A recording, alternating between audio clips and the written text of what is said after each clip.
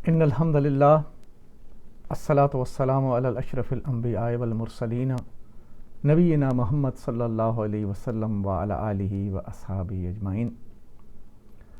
میرے نہایت ہی محترم ناظرین کرام، السلام علیکم۔ آپ کیو ڈاٹ گرامر دیکھ رہے ہیں اور میں آپ کا ہوسٹ شاہد ملک۔ آج ہم سورہ اللہب کا تیسرا سبق انشاءاللہ دیکھیں گے، اور اس میں آخری آیہ مبارکہ ہے، ایک رہ گئی تھی، اور اس کے ساتھ انشاءاللہ اسی لیکچر میں احتسابی نکات بھی کور ہو جائیں گے۔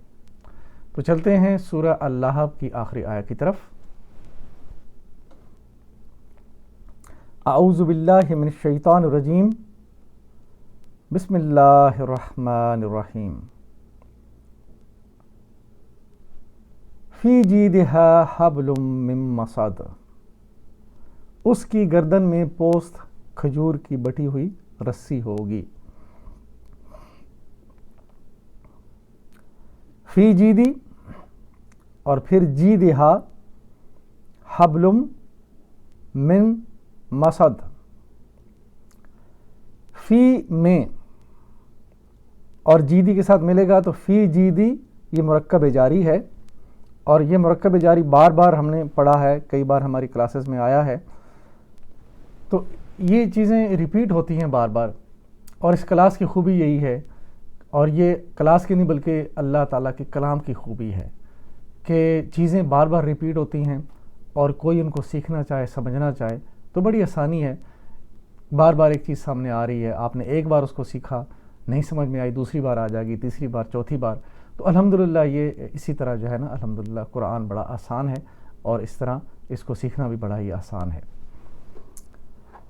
فی جیدہا مرکب جاری، اور یہ مرکب جاری کی تعریف یعنی کوئی اسم جس کے پیچھے حرف جارہ آ جائے تو وہ مرکب جاری بن جاتا ہے، اور وہ اسم جو ہے زیر میں چلا جائے گا، پیش ہے اس پہ یا زبر ہے تو وہ مجرور ہو جائے گا زیر کے ساتھ، تو اس کو کہتے ہیں مرکب جاری۔ اس کی تفصیل میں جائیں اور یہ دیکھیں مرکب جاری کے جو حروف جارہ ہیں، اس کی لسٹ یہ بھی بار بار آپ کے سامنے آتی ہے، یہ ٹوٹل 11 ہیں، اور ابھی ہماری اس آیہ مبارکہ میں فی ہے، اور فی جو ہے وہ دیکھ لیجئے یہ 7ویں نمبر کے لسٹ میں ہے۔ فی الارضی یہاں پہ اس کی مثال بھی دی گئی ہے، تو فی جیدی، فی جیدی، اور جیدی اس میں اسم ہے، اور اسم کی ہم 4 چیزیں دیکھتے ہیں۔ جنس میں یہ مذکر ہے، عدد میں یہ واحد ہے، اور وسعت میں یہ نکرہ ہے، اور اعرابی حالت اس کی مجرور ہے کیونکہ یہ حرف جارہ کے بعد مرکب جاری میں آیا ہے۔ واپس چلیں گے، اب ہم دیکھیں گے جیدہا، یہ بھی ایک مرکب بن رہا ہے، اس کی گردن۔ یہ کوئی مرکب جس میں ہم نے یہ پڑھا تھا کہ کا کے کی کا مطلب آ جائے، یا ان کے لیے، ان کا، ان کے، ان سب کے، تو اس طرح کے جو مطالب آئیں گے کسی بھی مرکب میں تو وہ آپ سمجھ لیجئے کہ وہ مرکب اضافی ہے۔ جیدہا، جیدی وہی اسم، اور اس کے آگے ہا ضمیر لگا ہوا ہے، اور یہ بنے گا مرکب اضافی، اور مرکب اضافی کی تفصیل بھی سامنے آتی ہے، لیکن ہا یہاں پہ ضمیر ہے، اور ضمیر واحد غائب مؤنث کے لیے ہے، کیونکہ تمام ضمائر معرفہ اور مبنی ہوتے ہیں، تو یہاں پہ چونکہ مضاف اور مضاف الیہ ہوتا ہے، مضاف جو ہے وہ پہلا لفظ نکرہ، اور مضاف الیہ جو ہے وہ دوسرا ال کے ساتھ اور زیر کے ساتھ آنا چاہیے، لیکن یہاں پہ ہا آیا ہے، تو ہا آلریڈی چونکہ یہ ضمیر ہے تو یہ ہمیشہ معرفہ ہوتے ہیں اور مبنی بھی ہوتے ہیں، یعنی ان کی زیر زبر بدلتی نہیں ہے۔ مبنی جو ہیں وہ حرف ہوتے ہیں جن کے اوپر زیر آ جائے، زبر آ جائے، پیش آ جائے، جیسا بھی ہو وہ ویسا ہی رہتا ہے، یعنی اس کے پیچھے اگر جار مجرورہ میں سے کوئی حرف جارہ آ جائے یا حرف ناصبہ آ جائے اس پہ اثر نہیں ہوتا۔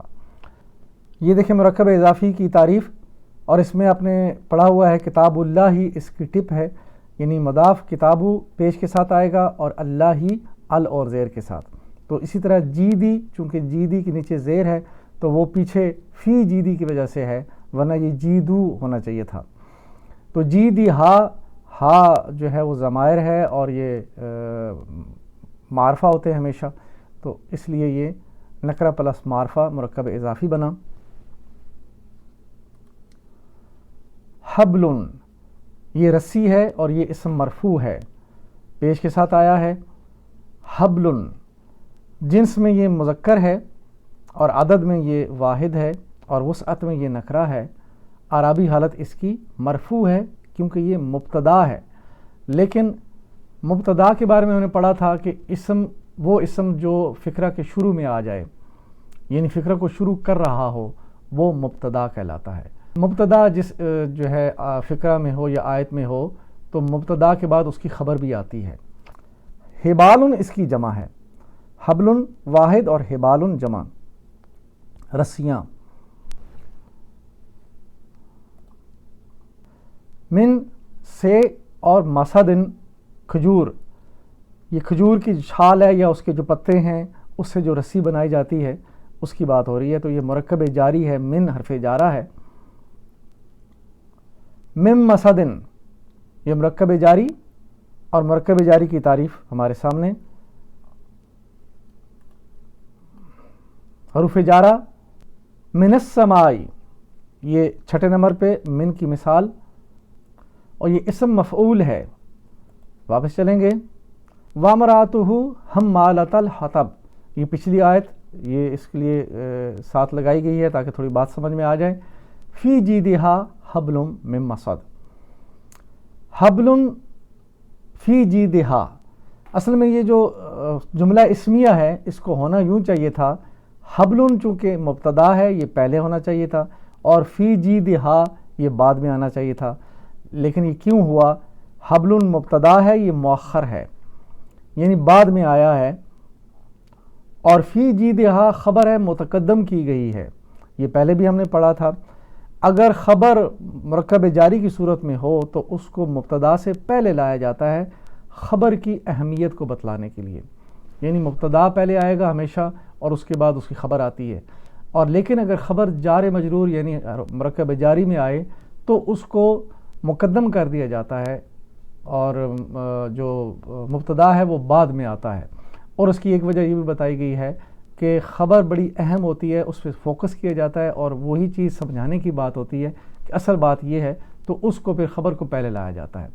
تو اس کیس میں یہاں پہ دیکھ لیجئے، فی جیدہا یہ خبر ہے، حبل اور یہ مبتدا ہے، تو اس کی گردن کی بات ہو رہی ہے تو اس کو پہلے لایا گیا. اس کی گردن میں کیا ہے؟ رسی ہے جو کہ کھجور سے بنی ہوئی ہے، کھجور کی چھال سے یا اس کے پتوں سے.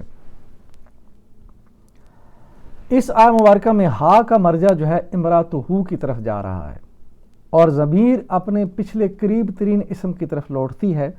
اگر حبل پہلے ہوتا تو ضمیر کا مرجع بن جاتا اور بات واضح نہ ہوتی. یعنی یہ بھی ایک اصول ہے کہ ہا اور ہو یعنی جو ضمائر ہیں وہ اگر آیت مبارکہ میں آئیں اور کس پہلے اسم گزر چکا ہو تو اس ہا کو واپس اس کا جو مرجع جس کی بات کر رہا ہے اس کے ساتھ ریلیٹ ہوتا ہے تو وہ اپنے قریب ترین اسم کی طرف لوٹتی ہے. تو قریب ترین اسم اگر جو ہے حبل فی جیدہا کرتے تو وہ قریب ترین جو اس کا اسم تھا وہ حبل ہوتا، تو پھر بات واضح نہ ہوتی. اس لیے حبل کو جو ہے وہ بعد میں لایا گیا اور خبر کو مقدم کر دیا گیا. فی جیدہا اور یہ متعلق ہے حبل کے، اور من مسدن بھی متعلق ہے حبل کے، یعنی حبل کے ساتھ دونوں کا تعلق ہے کہ وہ جو رسی ہے وہ اس کی گردن میں ہے، وہ اور رسی کس چیز کی بنی ہوئی ہے وہ بتائی جا رہی ہے. فی جیدہا حبل من مسد، یہ جو آیت مبارکہ ہے یہ پوری کی پوری حال بن رہی ہے. یعنی اس سے پہلے جو آیت ہے آیت نمبر 4 وَامْرَأَتُهُ حَمَّالَةَ الْحَطَبِ، تو اس میں یعنی ابو لہب کی بیوی کی بات چل رہی ہے، اس نے بوجھ اٹھایا ہوا ہے، اور آگے کی آیت میں اس کا حال بتایا جا رہا ہے کہ وہ کس حال میں ہوگی. فی جیدہا حبل من مسد، کہ اس کی گردن میں کھجوروں کی رسی ہوگی، اس کا پھندا اس کی گردن میں پڑا ہوگا. تو یہ پورا کا پورا یہ جو فقرہ ہے یہ حال کے طور پر آیا ہے کہ اس حال میں وہ ہوگی. الحمدللہ یہ سورہ اللہب یہ مکمل ہوتی ہے اور اس کی 5 آیات تھیں. اب ہم احتسابی نکات دیکھیں گے اس کے اوپر۔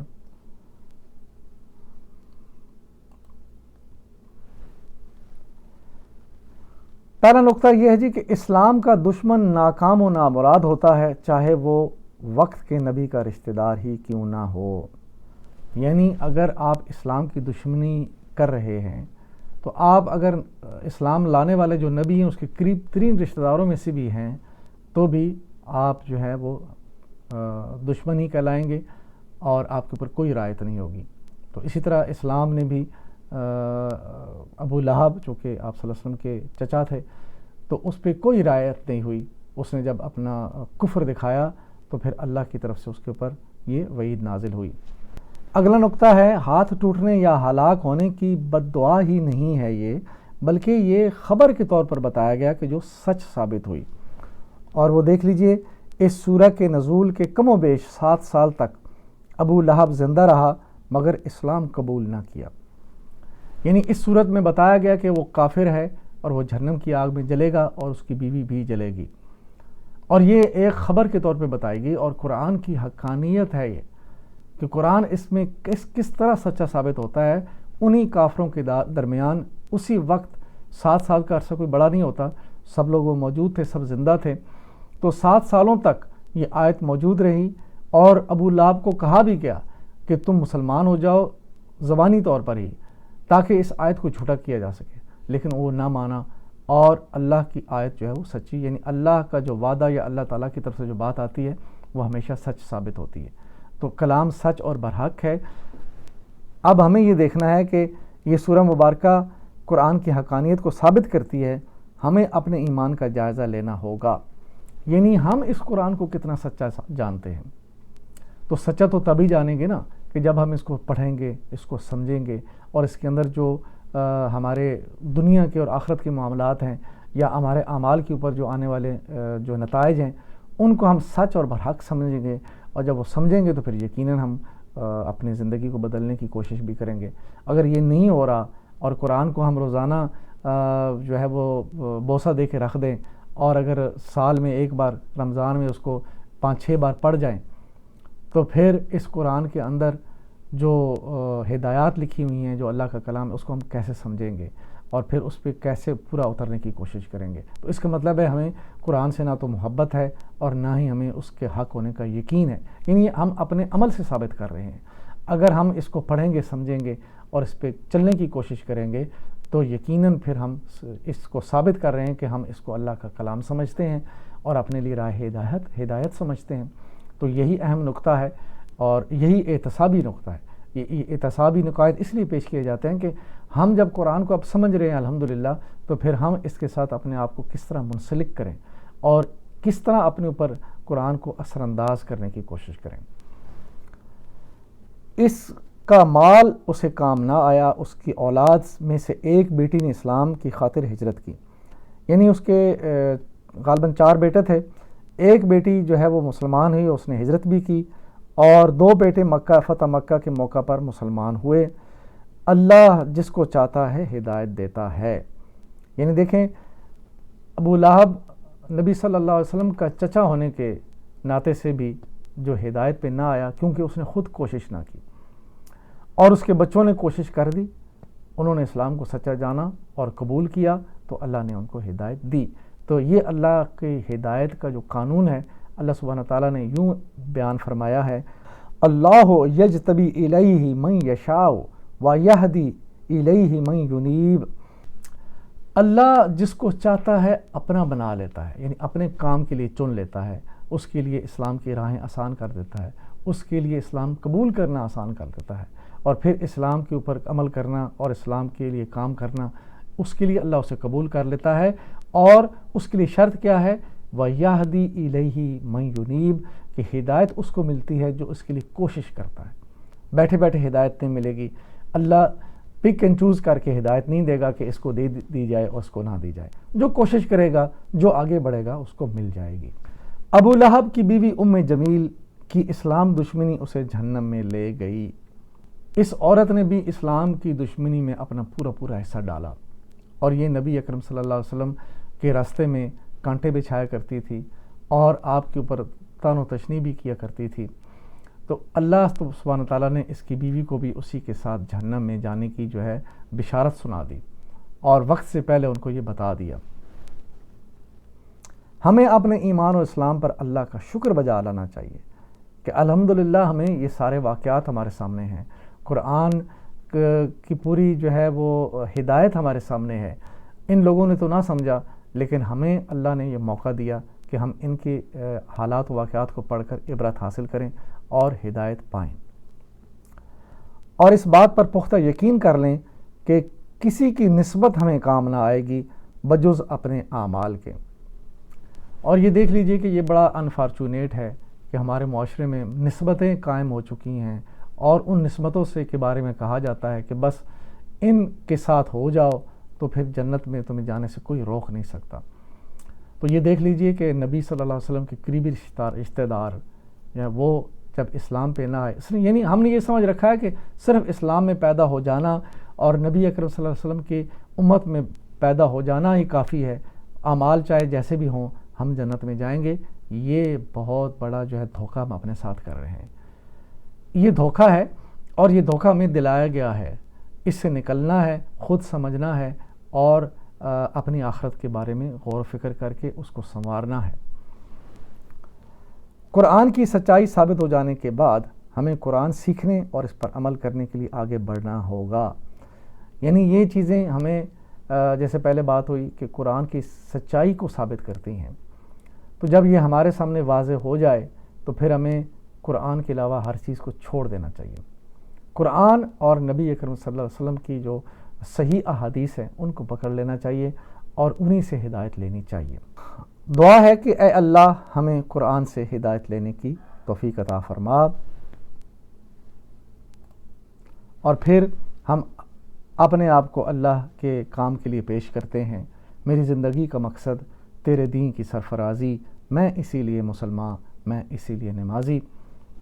میرے نہایت محترم ناظرین، میرے بہن بھائیوں اور میرے عزیز نوجوانوں، یعنی یہ زیادہ فوکس میرا نوجوانوں کی طرف ہے، اور اللہ کے فضل سے میرے چینل کو جو لوگ واچ کرتے ہیں ان میں 60 سے 80% جو لوگ ہیں وہ 20 سے 40 کی ایج میں ہیں۔ تو الحمدللہ ینگ لوگ اس کو زیادہ پسند کر رہے ہیں، اگرچہ اس سے عمر میں بڑے بھی ہیں، لیکن جو ینگ لوگ ہوتے ہیں وہ ان کے اندر ایک جذبہ ہوتا ہے، اور جذبہ ان کا جس طرف بھی لگ جائے وہ اپنی پوری صلاحیت اس میں لگا دیتے ہیں۔ تو ہماری یہ کوشش ہے کہ آج کے اس دور میں آپ کے سامنے یہ قرآن کی جو الحمدللہ کلاس چل رہی ہے، میں سمجھتا ہوں کہ یہ اللہ کے فضل سے اپنی نوعیت کی ایک جو ہے منفرد کلاس ہے۔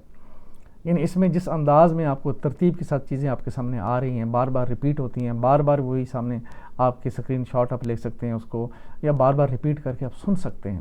ایک ترتیب سے سلسلہ چل رہا ہے، جب تک زندگی ہوگی انشاءاللہ یہ کام چلتا رہے گا، اور اسی کے لیے ہم اپنے آپ کو اللہ کے سامنے پیش کر رہے ہیں کہ جب تک زندگی ہے اس دین کی سرفرازی کے لیے لگے رہیں گے، اور یہ سرفرازی کا کام یہ بہت بڑا کام ہے۔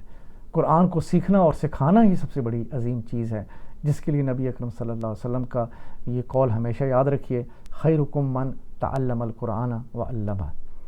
تو یہ احتسابی نکات ہیں، ہمیں خود اپنا احتساب کرنا ہے کہ ہم کس طرف جا رہے ہیں، اور ہمارا جو مقصد زندگی ہے وہ کیا ہے، اور اگر وہ تو جنت میں جانا ہے ہمارا مقصد زندگی، تو پھر ہم یہ دیکھیں کہ جو جنت میں جانے کے طریقے ہمارے معاشرے میں رائج ہیں، کیا وہ قرآن و سنت سے میچ کر رہے ہیں؟ تو اس کے لیے قرآن و سنت کو ہمیں سمجھنا ہوگا، تبھی پتہ چلے گا کہ یہ اس کے ساتھ میچ کرتے ہیں یا نہیں کرتے۔ تو اس کو سمجھنے کے لیے پھر آپ قرآن کو سمجھیے، اس کو دوسروں تک پہنچائیں، تاکہ زیادہ سے زیادہ یہ جو الحمدللہ پیغام ہے لوگوں تک پہنچے، اور لوگوں کی زندگیاں بدلیں، اور سب انشاءاللہ آخرت میں جنت میں ایک ساتھ اکٹھے ہو جائیں۔ تو اللہ سے دعا ہے کہ اللہ تعالی ہماری ساری امت کو یہ فہم اور سمجھ عطا فرمائے، دین کو سیکھنے کے لیے کوشش میں لگ جائیں، اس کو سکھانے کے لیے کوشش میں لگ جائیں، تاکہ اللہ تعالیٰ یہ ہمارے کام کو صدقہ جاریہ بنا دے، اور ہمارے لیے آخرت کی جو ہے اس میں جنت میں جانے کے فیصلے فرما دے۔ جزاکم اللہ خیراً۔